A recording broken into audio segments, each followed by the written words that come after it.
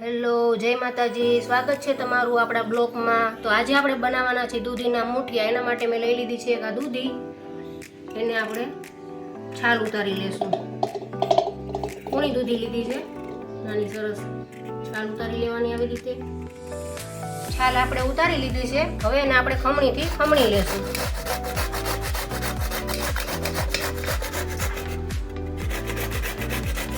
આવી રીતે ખમણાઈ જશે.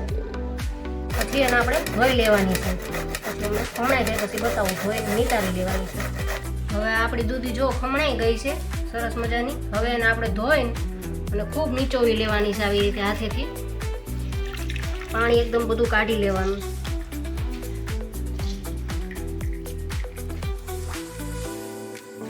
આવી રીતે નીચોવી લેવાની છે.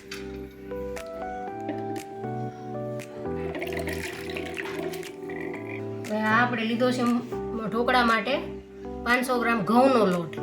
એમાં આપણે આ ખમણેલી દૂધી નાખી દઈશું. એમાં 1 વાટકી લેશું બાજરાનો લોટ, અડધી વાટકી જેવો ચણાનો લોટ લેશું, 1 ચમચી જેવું હળદર નાખશું, 2 ચમચી જેટલી ખાંડ નાખશું, 2 ચમચી જેવું ધાણા જીરું નાખશું, 2 ચમચી જેવું જીરું નાખશું, 1 આખો લીંબુનો રસ કાઢેલો છે એ નાખશું, 1 ચમચી મીઠું નાખશું અને 1 ચમચી લાલ મરચું નાખશું અને આદુ, લીલા મરચા અને લસણ એ આપણે ખાંડીને નાખવાનું છે. તો ચાલો તમને બતાવું. આ આપણે ખાંડીને નાખવાનું છે. 8, 10, 15 કળી જેટલું લસણ લઈ લેવાનું. જે રીતે તમે તીખું ખાતા હોય એ પ્રમાણે બધું લઈ લેવાનું. હવે એને આપણે ખાંડી લેશું.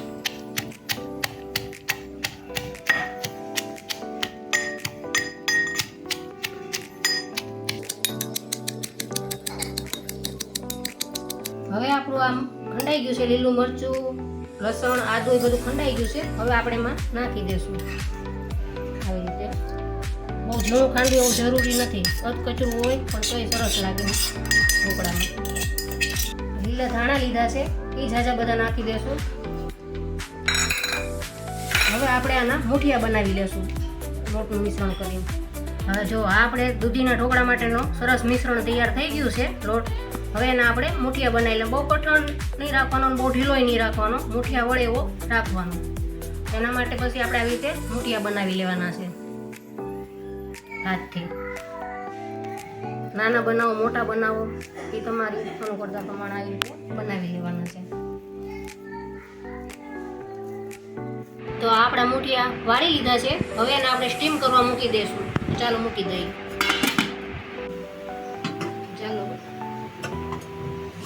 ચાલો આપણે ચેક કરી લઈ કે આપણા ઢોકળા થઈ ગયા છે કે નહીં. તેને આવી રીતના છરીથી ચેક કરી લેવાનું.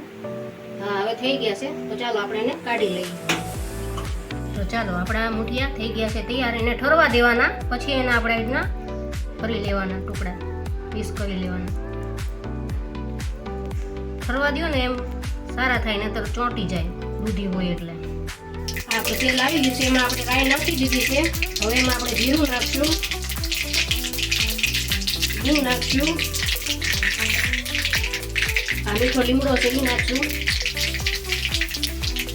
અને આ ઢોકળા નાખી દેશું આપણે.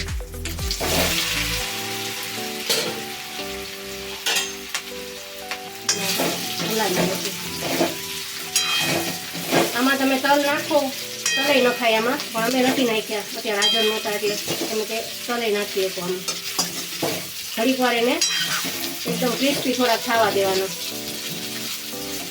તો મરચું કેવું તમારે આમાં નાખવું હોય તો તમે ઉપરથી નાખી શકો. આવી રીતે લાલ મરચું નાખી શકો એટલે થોડાક તીખા સરસ થાય.